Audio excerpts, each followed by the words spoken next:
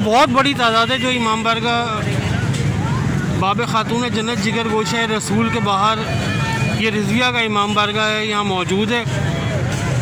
इमाम बारगाह के अंदर ये लोगों का ये कहना है कि शॉर्ट सर्किट के बाइस जो है वो आतिशज़दगी हुई थी और उसके बाद इमाम बारगाह का मरकज़ी दरवाज़ा बंद कर दिया गया है। अंदर सिर्फ इंतज़ामिया के लोग हैं और कुछ सरकारी एहलकार हैं, लेकिन हतमी तौर पे अभी हम ये नहीं कह सकते कि आग की वजह क्या थी, क्या वो शॉर्ट सर्किट के बाइस लगी या उसका सबब कुछ और था।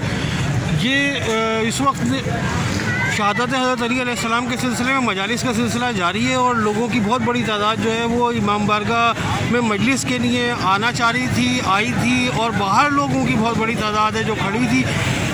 और इनमें से बहुत सारे लोग ऐसे हैं जो मजलिस के सिलसिले में, ज़ियारत के सिलसिले में अंदर गए थे और इन्हें बाहर निकाल दिया गया है।